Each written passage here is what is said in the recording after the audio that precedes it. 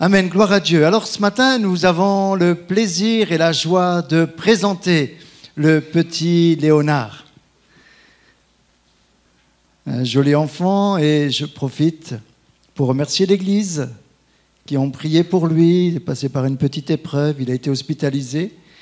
Et merci parce que la prière a eu une grande efficacité dans sa vie et nous sommes heureux de l'avoir avec nous ce matin. Nous allons le présenter tout à l'heure, prier, appeler la bénédiction sur lui. Et la famille m'a demandé, si c'était possible, de refaire une cérémonie avec toute la famille. Et donc nous ferons cela au mois de mai. Donc je lui ai dit que ce matin, j'allais faire un culte normal. Nous allons prier pour lui et que nous ferons vraiment la grande cérémonie au mois de mai. Alors, oui. Mais je ne sais pas si tu seras invité. Hein.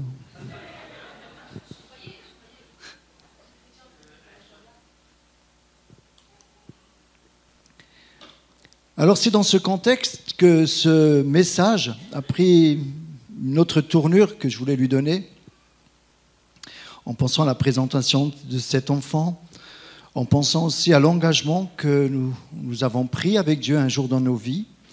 Alors, je me suis dit ce matin, le titre sera « La fidélité de Dieu ». La fidélité, et j'ai mis un deuxième titre, et ce deuxième titre, c'est une prière.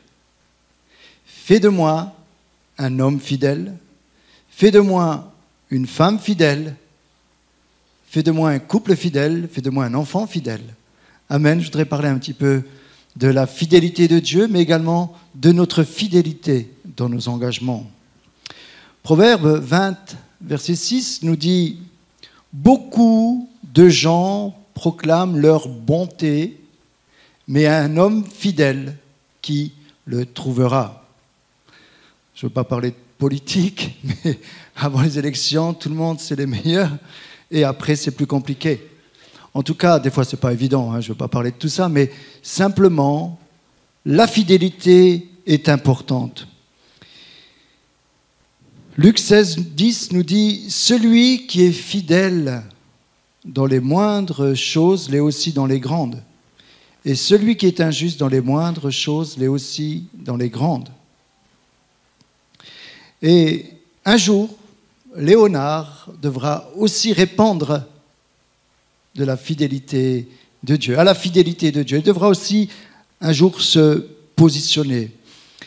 La fidélité est une vertu qui renvoie à la constance et à la fiabilité, au fait de tenir ses promesses et ses engagements. Une personne fidèle est une personne sur qui l'on peut s'appuyer en toute confiance et sécurité. La fidélité est désignée dans la Bible comme un attribut de Dieu et aussi le fruit de l'Esprit. Y a-t-il ce matin des candidats pour la fidélité? Alors voilà pour mon introduction. Le message est un peu particulier ce matin et il se résume en 3 points. Le premier point, c'est restaurer ou rebâtir l'autel de l'Éternel. Restaurer ou rebâtir l'autel de l'Éternel. Alors, le mot autel a une origine latine qui veut dire lieu élevé, altaria.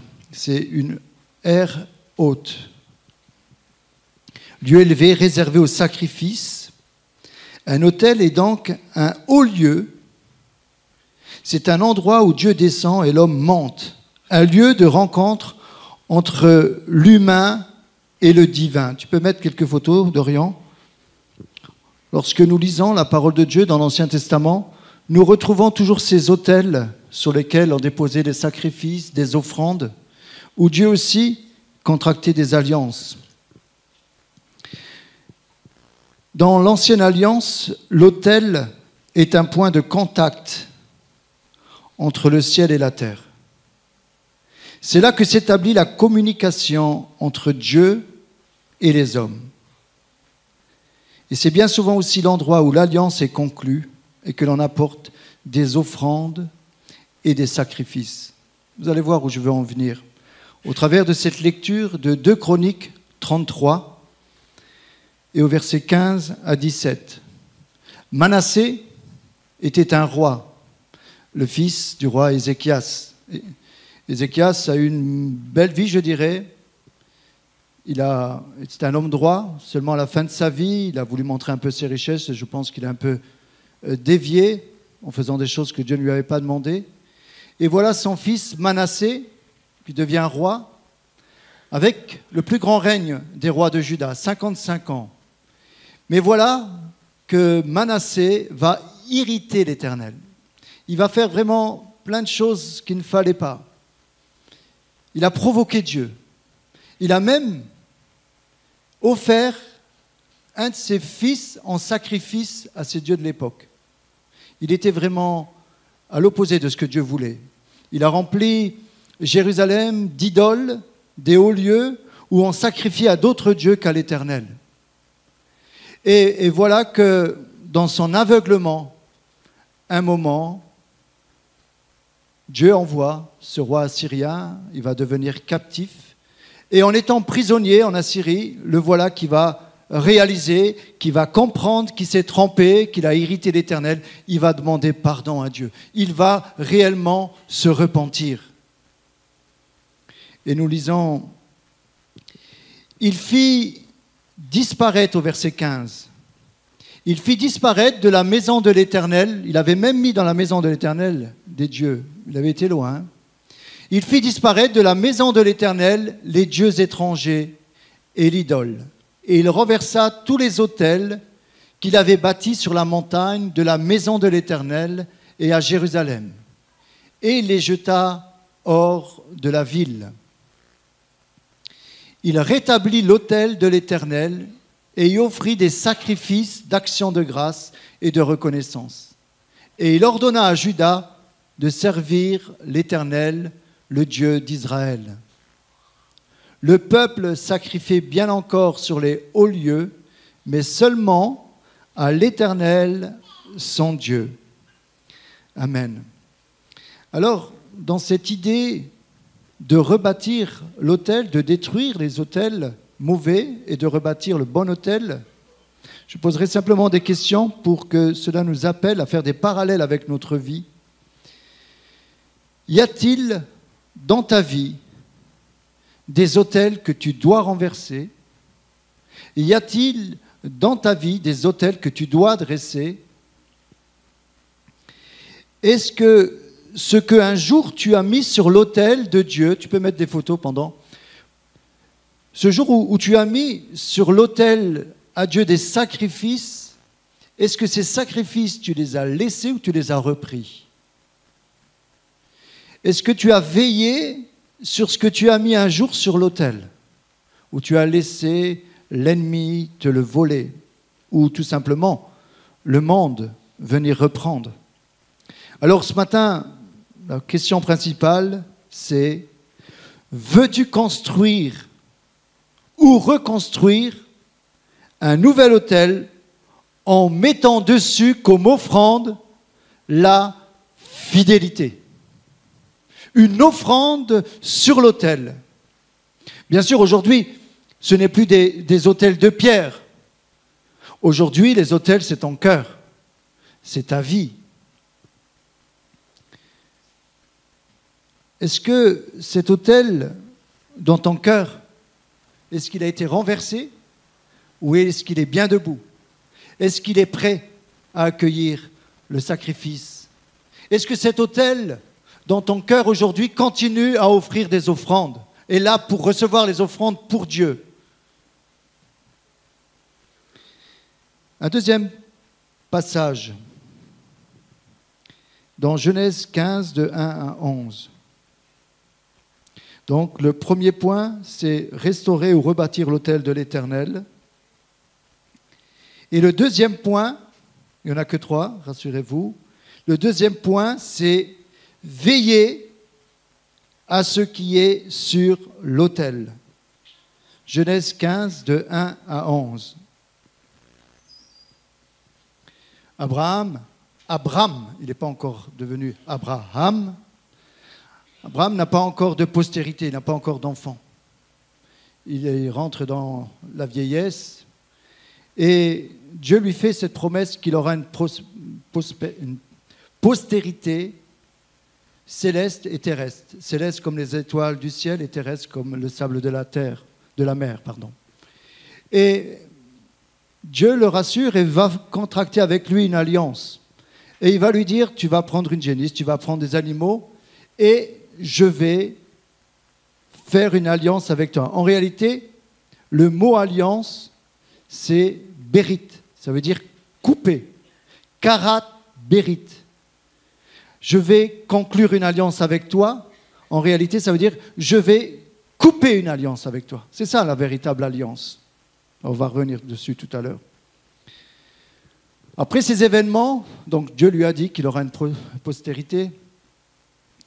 La parole de l'Éternel fut adressée à Abraham dans une vision. Il dit à Abraham, ne crains point, je suis ton bouclier et la récompense sera très grande. Abraham répondit, Seigneur Éternel, que me donneras-tu? Je m'en vais sans enfant et l'héritier de ma maison, c'est Eliezer de Damas. Abraham dit, voici, tu ne m'as pas donné de postérité et celui qui est né dans ma maison sera mon héritier. Alors la parole de l'Éternel lui fut adressée ainsi, ce n'est pas lui qui sera ton héritier, mais c'est celui qui sortira de tes entrailles qui sera ton héritier. Et après l'avoir conduit dehors, il dit, regarde vers le ciel et compte les étoiles si tu peux les compter. Et il lui dit, telle sera ta postérité.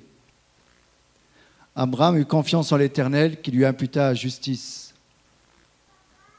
L'Éternel lui dit encore, je suis l'Éternel qui t'ai fait sortir d'Ur en Chaldée pour te donner en possession ce pays. Abraham répondit, Seigneur Éternel, à quoi connaîtrai-je que je le posséderai? Et l'Éternel lui dit, prends une génisse de 3 ans, une chèvre de 3 ans et un bélier de 3 ans, une tourterelle et une jeune colombe. Abraham prit tous ces animaux, les coupa par le milieu et mit chaque morceau l'un vis-à-vis de l'autre. Mais il ne partagea point les oiseaux. Les oiseaux de proie s'abattirent sur les cadavres et Abraham les chassa. Amen. Selon une coutume orientale ancienne, pour conclure une alliance, les deux parties contractantes passaient entre les morceaux des animaux partagés afin d'attester symboliquement qu'ils mettaient leur propre vie en gage de leur intention de respecter le pacte qu'ils avaient fait.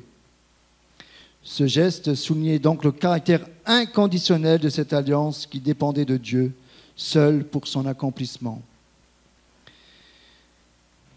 Dieu fait une alliance avec Abraham, mais le parallèle que je voudrais faire ce matin, c'est que Dieu a fait une alliance avec nous, avec chacune d'entre nous ce matin, au travers de la croix, au travers de ce que nous avons rappelé de la Sainte Seine. Jésus a été cette alliance pour nous. Voici la nouvelle alliance en mon sang. Dieu, parce qu'il nous a aimés, parce qu'il t'a aimé, il a voulu contracter une alliance avec toi. Et dans cette alliance, c'est le fort qui défend le faible. C'est ça l'alliance. On retrouve, il y a de belles histoires dans la Bible qui parlent d'alliance, où lorsqu'il y avait des peuples dans lesquels il y avait des alliances qui avaient été contractées, les peuples faibles faisaient appel aux peuples forts avec qui ils avaient fait des alliances et ils étaient obligés de venir les défendre. Le fort donne sa vie pour le faible. Ce matin, j'aimerais te dire, l'alliance que Dieu a faite pour toi, elle a été faite dans l'amour en envoyant son Fils pour ta vie, pour que tu sois pardonné et pour que tu puisses avoir la vie éternelle. Abraham, Dieu lui demande de faire un sacrifice, d'amener ses animaux sur l'autel.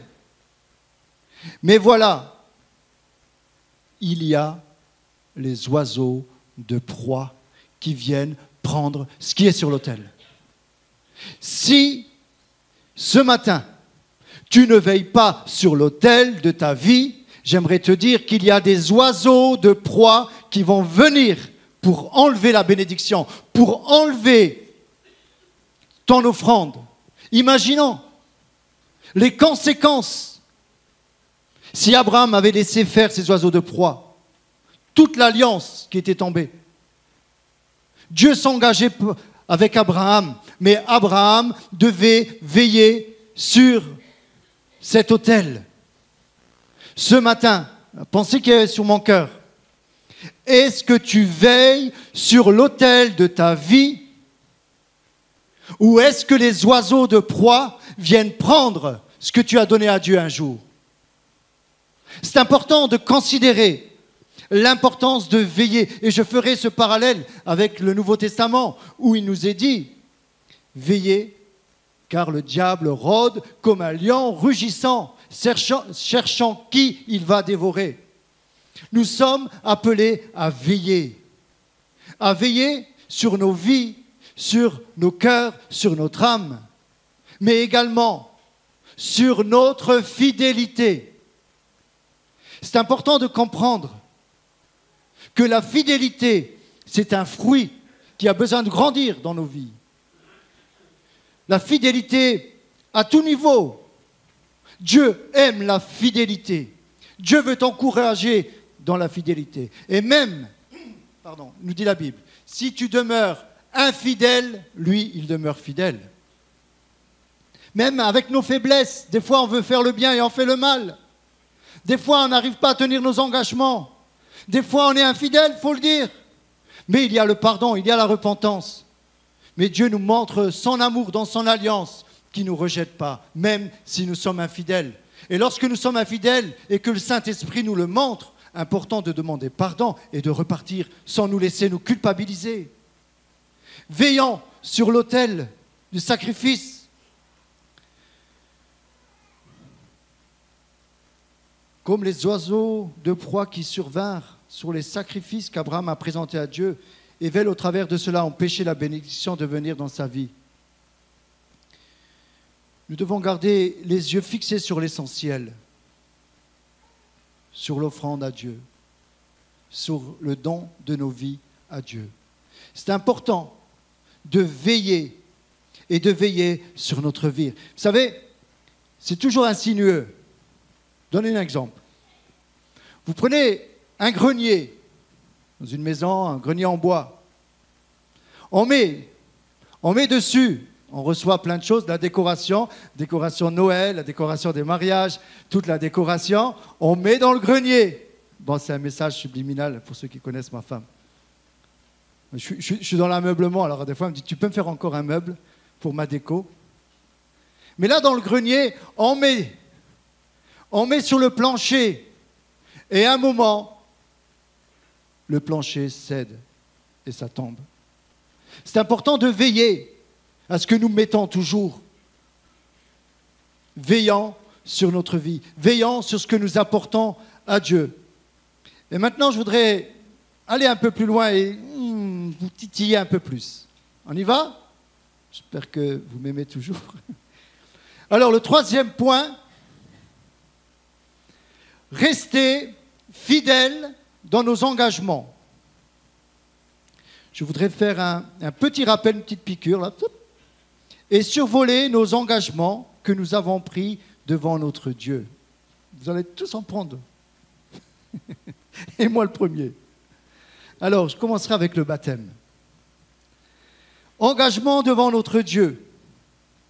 Un jour, nous lui avons donné notre vie. Nous sommes morts avec lui. Nous sommes ressuscités avec Jésus. C'est ça le baptême. Notre ancienne vie va mourir avec Jésus et lorsque nous sortons de l'eau, nous ressuscitons avec Jésus. Amen. Alors, par rapport au baptême, lorsque tu es mort avec Jésus, c'est comme un enterrement. Ton ancienne vie, c'est-à-dire ta vie sans Dieu, tu es d'accord, elle a été ensevelie avec Christ.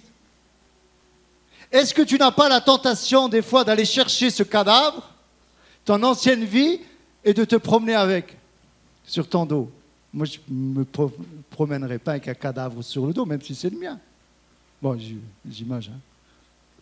Est-ce que nous comprenons que le baptême, on est mort une fois pour toutes, et on revit avec Jésus dans cette nouvelle identité? Les choses anciennes sont passées, voici, toutes choses sont devenues nouvelles.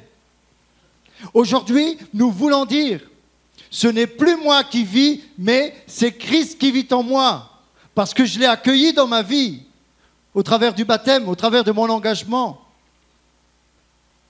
Je suis mort et je suis ressuscité, et j'intègre le corps de Christ. Aujourd'hui, ce n'est plus moi qui vis, c'est l'Esprit de Dieu qui vit en moi. Et nous comprenons qu'au travers du baptême, c'est la première étape. Mais ensuite, ce n'est pas parce qu'on prend le baptême qu'on est parfait. Simplement, c'est le point de départ, comme je le disais la dernière fois. Et le baptême, ce n'est pas comme on va faire pour Léonard. Le baptême biblique, c'est un baptême d'adulte. C'est l'engagement d'une bonne conscience devant Dieu et devant les hommes. C'est à l'âge de la raison qu'on décide ou on ne décide pas de se baptiser, de donner sa vie à Jésus. Et ce matin, ce que nous allons faire, ce n'est pas un baptême, c'est une présentation. Comme Jésus, à l'âge de 8 jours au temple, nous apportons nos enfants à Dieu pour qu'il les bénisse, pour qu'il les protège et pour qu'il y ait la bénédiction sur sa vie. Mais un jour, Léonard, lui aussi, devra se positionner et de décider s'il s'engage ou pas pour Dieu. Mes enfants se sont engagés d'eux-mêmes. Un jour, ils se sont décidés. Mais lorsqu'ils étaient petits, nous les avons présentés avec mon épouse à Dieu, pour que Dieu les bénisse, pour que Dieu les protège, parce que nous savons, c'est tellement compliqué aujourd'hui, les maladies, tout ce qui se passe, mais au-delà de toutes ces choses, au-delà de la bénédiction, nous les apportons à Dieu, parce que c'est Dieu qui nous les a donnés, ces enfants. Il nous les a donnés, et il les aime plus que nous. Ils appartiennent à Dieu avant de nous appartenir. C'est pour ça que Dieu est en souci de nos enfants et il demande aux parents de veiller sur les enfants et de leur faire une éducation chrétienne avec des valeurs de la Bible. Si nous, parents, nous n'éduquons pas nos enfants dans les voies de Dieu, comment le jeune homme rendra-t-il pur son sentier s'il ne se dirige d'après ta parole? C'est lorsqu'ils sont petits que nous devons leur donner déjà l'exemple de ce que nous sommes et les enseignements de la parole de Dieu. Alors, le baptême, c'est un engagement d'une bonne conscience devant Dieu et devant les hommes. Est-ce que tu as toujours la bonne conscience du baptême? Ou est-ce que c'est du passé? Oui, j'ai fait ça parce que fallait le faire. Non. Le baptême, c'est un engagement sérieux. Et j'invite les prochains baptisés, ceux qui veulent faire leur baptême, on va faire une formation, et avant la fin de l'année, je pense que nous ferons d'autres baptêmes. La Sainte Seine. La Sainte Seine est sainte. Je parle d'engagement, hein. C'est sacré. Vous savez, le pain et le vin, avant la prière, ça reste du pain ordinaire. Mais lorsque nous prions, ce pain et ce vin prend un caractère sacré. C'est pour cela que la Bible nous enseigne sur la Seine, en disant que c'est une communion. On communie ensemble. C'est un repas ensemble, frères et sœurs, nous formons une seule famille. C'est pour cela que la Bible dit, analyse avant de prendre la Seine. S'il y a des conflits, règle-les. Si tu as de la haine, de l'animosité, règle. Laisse là ton offrande. Va te réconcilier et prends la Seine. Pour ça, des fois, il vaut mieux ne pas prendre la Seine lorsqu'on est en conflit. Parce que cela peut déclencher des problèmes dans ta vie. La Sainte Seine, c'est sérieux. Le Saint-Esprit est en nous et nous ne pouvons pas communier avec son corps par le pain qui est Jésus. On ne peut pas prendre ce pain d'une façon habituelle, par tradition. Gardons, et je remercie Olivier, chaque fois il met son cœur lorsqu'il présente la Sainte Seine, il met l'accent sur le sérieux de la Sainte Seine. Et nous ne voulons pas prendre les choses à la légère. Lorsque nous prenons ce pain, nous communions aux souffrances de Jésus. Et le vin représente son sang qui a été versé pour ta vie, pour le pardon de tes péchés, pour la réconciliation avec ton Père qui est Dieu. Je vais plus loin. J'ai été repris il n'y a pas longtemps, je laisserai à quelqu'un d'autre faire ce sujet parce que je ne suis pas trop à l'aise avec ça, sur les dîmes et les offrandes. D'ailleurs, William m'a repris un petit peu là-dessus, quand je lui disais que moi je ne parlais jamais de ça. Je lirai simplement un passage dans Malachie 3,10. Apportez à la maison du trésor toutes les dîmes afin qu'il y ait de la nourriture dans ma maison. Mettez-moi de la sorte à l'épreuve, dit l'Éternel des armées, et vous verrez si je n'ouvre pas pour vous les écluses des cieux, si je ne répands pas sur vous la bénédiction en abondance. Pour vous, je menacerai celui qui dévore et ne vous détruira pas les fruits de la terre, et la vigne ne sera pas stérile dans vos campagnes, dit l'Éternel des armées. C'est important de comprendre que les dîmes et les offrandes, la Bible nous enseigne. Alors simplement, je vous invite vous-même à essayer de réfléchir sur ce que la Bible enseigne. Vous savez, moi je n'ai pas de problème d'argent, honnêtement. Je dis souvent à ma femme, hein, chérie, moi je suis blindé, je vous étonne. J'ai plein de zéros sur mon compte. Le problème, c'est qu'il n'y a pas de chiffre devant. Mais une chose est sûre, ça fait 35 ans que j'ai accepté le Seigneur. J'ai toujours, par la grâce de Dieu, été fidèle. Et je peux vous dire une chose, j'ai démarré avec rien. Bon, j'ai toujours pas grand-chose, mais on a quand même réussi à avoir une maison, à avoir tout ça. Ce que je veux dire par là, j'ai vu la fidélité de Dieu. Et Dieu n'a pas besoin de ton argent. J'aimerais te le dire. Dieu cherche ton cœur, comme cette pauvre veuve qui a mis une pièce dans le tronc. La Bible dit, elle a donné plus que tous. Ce n'est pas la quantité qui compte. C'est ce que Dieu te met à cœur de mettre pour l'œuvre de Dieu. Je vous dis, moi je ne suis pas à l'aise avec ce message. On va construire cette nouvelle église. Vous savez, le matin, je viens très tôt ici. Vous savez pourquoi? Parce que je stresse. Pas pour le message, pour pas que vous ayez trop chaud. J'aère le maximum. Je souffle. J'ouvre toutes les portes, toutes les fenêtres pour qu'il y ait un courant d'air parce qu'il fait très chaud. Et je dis, mais si on aurait une clim, ça serait quand même mieux. C'est vrai, c'est pour votre confort. Lorsqu'il y a des mariages, lorsque l'église va servir, c'est la vôtre. Et ce que vous donnez, c'est pour vous. Comprenez? Et c'est à Dieu avant toute chose. Et c'est pour ça que ce passage nous dit, mettez-moi de la sorte à l'épreuve, dit Dieu, et vous verrez. C'est Dieu lui-même qui s'engage à vous bénir dans les finances. Voilà, c'est fini. Le mariage. Bientôt, nous allons célébrer un beau mariage ici avec Dorian et Yetta. Et j'aime célébrer les mariages. Alors, je parle d'engagement ce matin. Je parle de fidélité ce matin. Je parle sur l'autel de la fidélité du mariage. Alors, avant de parler de ça, j'aimerais dire, et j'ai beaucoup de compassion pour ceux qui sont passés par un divorce, par une difficulté. Je ne jette vraiment pas la pierre. Il y a des situations où des fois il vaut mieux se divorcer qu'en prendre plein la tête. Hein?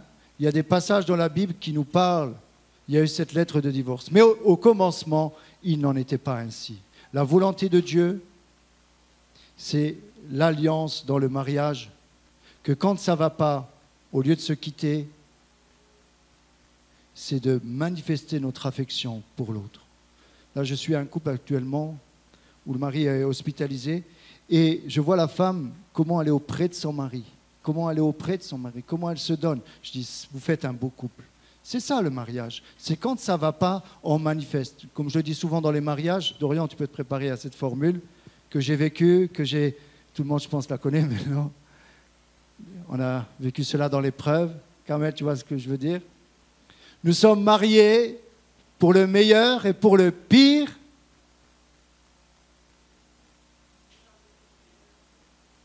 Et dans le pire, on donne le meilleur. Amen. C'est ce que nous devons vivre avec la grâce de Dieu. Et c'est pour cela que lorsqu'on comprend ce que c'est le mariage, ce n'est pas simplement un contrat. Le mariage, c'est une alliance. Karat Berit. Et dans une alliance, on ne peut pas la rompre au départ, même à l'arrivée. Sauf pour des raisons que la Bible cite. Mais j'aimerais te dire que le mariage, selon Dieu, c'est une bénédiction. Moi, je bénis Dieu. Nous avons fêté nos 30 ans de mariage. C'est pour ça que je peux parler librement. Hein. Vous savez, vous pouvez venir comme une souris dans notre maison. Bon, des fois, on se prend la tête. Mais qu'est-ce que j'aime ma femme.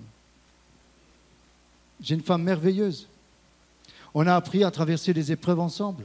On a appris à se manifester de l'affection. On a nos caractères. Des fois, elle dit, j'ai un caractère de... Je ne dis pas plus. Hein. Qui a pensé à Cochon? Hein, je lis dans vos cœurs. Hein. Mais on a compris une chose par la grâce de Dieu. Et je vous encourage, tous les couples, ou ceux qui veulent reconstruire leur vie ou reconstruire un couple, ceux qui ont eu une panne, ceux qui sont aujourd'hui sans... Je m'adresse aux célibataires. Prenez en ligne de mire que si vous voulez être heureux, mettez le Seigneur à la première place. La Bible parle de la corde à 3 brins ne se rompt pas facilement. Lorsque Dieu est au centre du couple, il y a les 2 brins, il y a 3 brins. Donc le brin central, on ne le voit pas, c'est Dieu. Et il y a les 2 autres brins qui est le couple, qui sont entrelacés. Et la Bible dit, la corde à 3 brins ne se rompt pas facilement, mais elle peut quand même se rompre. L'amour inconditionnel, c'est le bien de l'autre. Quand on commence à vivre le couple de cette façon-là, où on vit pour l'autre, on sait ce qu'elle aime ou ce qu'il aime, donc on va lui donner, on va se donner. On ne tire pas les draps à soi, on lui donne tous les draps. Des fois, on est dans de beaux draps, quoi. L'amour, vous savez ce que ça veut dire, amour? Je dis souvent ça dans les mariages. Amour, amore, les Italiens me regardent tout de suite. Là, il y a une Italienne, on est en train de faire la traduction. Amora, amore, amore. Amore, vous savez ce que ça veut dire? Ça veut dire je ne veux pas que tu meurs. C'est ça? La vraie signification d'amore, c'est je ne veux pas que tu meurs. Ça, c'est la vraie signification. Quand on dit amour, ça vient d'amore, je ne veux pas que tu meurs. Quand tu dis mon amour, en réalité, tu lui dis, sans qu'elle le sache ou sans qu'il le sait, je ne veux pas que tu meurs. C'est ça le mot amour, on voit dans les films, tout ça. Mais quand ça se gâte, des fois, on change de film. Hein. Il y a, je termine avec ça, il y a les 3 amours. Dans le grec, en fait, le mot amour a une plus grande richesse que dans le langage français. En français, lorsqu'on dit « je t'aime », comme quand Tariq il dit à Claire « je t'aime », c'est le même mot qui va dire « j'aime les fleurs ». C'est le même mot. J'aime le chocolat. J'aime ma femme, j'aime la piscine. C'est le même mot. Mais en grec, lorsqu'il est parlé d'amour, les 3 bases principales, c'est il y a l'amour éros, l'amour philéo et l'amour agapé. L'amour éros, c'est l'amour sensuel, beaucoup connaissent, qui est importante lorsqu'elle est faite dans le cadre que nous enseigne la Bible. Il y a l'amour philéo, c'est l'amour conditionnel. Je te donne, tu me donnes. Il y a toujours une carotte, il y a toujours une condition.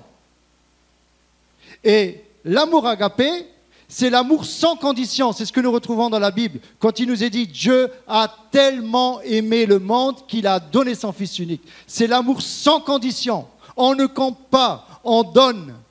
C'est l'amour inconditionnel. Et dans le couple, dans le mariage, c'est ce que nous devons vivre. C'est ce que Paul va nous enseigner dans 1 Corinthiens 13, où il va donner la signification de l'amour. Il va dire ce qu'est l'amour et ce qu'il n'est pas.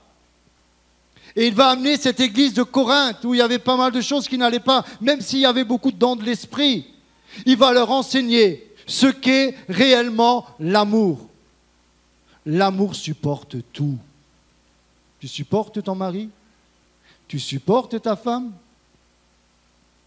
Et ça peut arriver de le supporter. La Bible nous dit de supporter. Moi, combien de fois ma femme doit me supporter? Mais ça n'enlève rien à l'amour. L'amour est patient. Des fois, avec les années, on perd la patience. Ce n'est pas juste. Mais lorsque nous venons à la source qui est Dieu, à ce moment-là, c'est Dieu lui-même qui nous remplit de son amour et on peut continuer à donner. En réalité, c'est ça l'engagement. C'est ça la fidélité qu'on met sur l'autel. C'est qu'on va puiser chez notre Père céleste qui est amour, l'amour dont nous avons besoin pour ensuite remplir ce réservoir émotionnel et ensuite on peut le donner. On peut le donner à notre épouse, à notre époux, à nos enfants, à nos parents, à nos frères et sœurs, à nos amis. Mais on ne peut pas donner ce qu'on n'a pas reçu. Et bien souvent, j'entends certains couples qui me disent « mais je ne l'aime plus, j'ai plus d'amour pour lui, pour elle ». Alors là, je pense tout de suite, j'ai dit je suis d'accord avec toi, je te comprends. Je comprends ce que tu dis. Tu ne peux pas donner ce que tu n'as pas. Mais si tu vas à la source qui est Dieu, si tu vas à la source, tu vas prendre de l'eau qui est l'amour de Dieu, et cette source, tu vas la remplir dans ton cœur, et une fois que ton cœur sera rempli, tu pourras donner ce que tu as reçu. On ne peut pas donner ce qu'on n'a pas reçu. Amen. Par contre, je dirais simplement que dans le mariage, nous sommes appelés à travailler au bien de l'autre, à veiller sur l'autre. Amen. C'est un encouragement. Et un jour, j'attends ce jour où j'apporterai Léonard aussi. Je me souviens des parents, quand nous les avons bénis pour leur mariage, les enfants, lorsque nous les avons présentés, Léonard, et j'attends ce jour où les enfants vont grandir et ils viendront aussi pour recevoir la bénédiction. Et je leur dirai, attention mes enfants, il faut être fidèle. Si tu es fidèle avec Dieu, t'inquiète pas, ça va fonctionner. Alors ce matin, nous allons maintenant présenter cet enfant, mais au travers de ces messages, au travers de ces passages bibliques, retenez une chose, les 3 points, je vais les rappeler. Le premier point, c'est restaurer et rebâtir l'autel de l'Éternel. Le deuxième point, c'est veiller à ce qui est sur l'autel. Et le troisième point, c'est rester fidèle dans nos engagements pris. Alors, je dirais simplement ce matin, si tu as mis de côté certains engagements, tout simplement ce matin, je ne te culpabilise pas. Reviens sur l'autel des sacrifices. Reviens dans l'intimité avec ton Dieu et dis-lui, là j'ai fait fausse route. Là, je t'ai abandonné comme Manassé. Le succès a grandi dans ma vie, je suis retourné dans le monde. J'ai fait des choses, j'ai fait des autels à des idoles, à des dieux inconnus. Et cela m'a conduit à de grandes difficultés. Aujourd'hui, je comprends que j'ai fait des erreurs parce que je n'ai pas tenu mes engagements avec toi en premier lieu. Alors, dis-lui ce matin, Seigneur, je te demande pardon pour ces engagements que je n'ai pas bien tenus, que je n'ai pas tenus. Je te demande pardon si je n'ai pas veillé sur ce que je t'ai apporté sur l'autel et que les oiseaux de proie sont venus arracher. Ce matin, tu peux remettre sur l'autel ta vie, ton cœur. Dieu ne te culpabilise pas. Tu peux ce matin repartir avec un nouvel engagement, avec une nouvelle fidélité. Dieu est fidèle. Quelle que soit la situation que tu traverses, j'aimerais te dire, Dieu est amour, Dieu est fidèle, il ne t'abandonnera jamais. Reviens à lui ce matin. Ne te laisse pas avoir par les difficultés de la vie. Ne te laisse pas avoir par les problèmes. Ne te laisse pas avoir par les oiseaux de proie qui veulent enlever la bénédiction. Vous savez, ces oiseaux de proie viennent aussi dans nos pensées. Souvent, elles viennent prendre dans nos pensées toute la pensée de Christ. Ces oiseaux de proie viennent nous mettre de mauvaises pensées en disant « Mais tu es sûr qu'il faut garder l'autel ? Tu peux aller faire un autre autel. » On le retrouve ça dans la Bible. Avec ces rois qui ont fait d'autres autels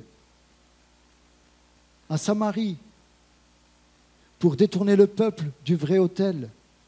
Ce matin, Dieu veut un seul autel dans ta vie, c'est ton cœur. Et ce qu'il veut, c'est tout. Ce n'est pas 99%. C'est toute ta vie. Et si tu te donnes pleinement à lui, il va prendre le contrôle de la situation. Vous savez, moi, je sers Dieu avec amour. On ne m'a pas mis de pression. Si je prêche, c'est parce qu'il y a dans mon cœur un amour fidèle de Dieu. Je sais qu'il est là. Je sais qu'il m'aime. Je sais qu'il prend soin de ma vie. Ça n'enlève pas qu'il n'y a pas de difficultés dans ma vie. Vous aurez des souffrances. La souffrance n'est pas exclue. Mais c'est un petit peu lorsqu'une femme accouche, comme dit la parole de Dieu.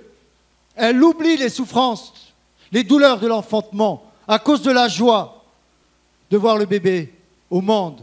Hein, Claire? Ça faisait mal, hein? Nous les hommes, on ne sent pas tout ça. Hein? Mais les femmes, les pauvres sœurs, à cause du péché, la Bible dit, dans le jardin d'Éden, Dieu va dire, à cause du péché, j'augmenterai les souffrances de la grossesse. J'aimerais te dire ce matin, dans l'épreuve, il y a des souffrances, mais lorsque tu vois la main de Dieu, tu oublies ces souffrances. Combien d'épreuves que nous avons traversées avec mon épouse. Et aujourd'hui, nous avons mis tout ça derrière. Et ce qui compte pour nous, c'est ce qui est devant. Alors, est-ce que tu te projettes ce matin dans l'avenir? Est-ce que tu veux repartir dans une nouvelle alliance ce matin? C'est la question que je te pose. Amen.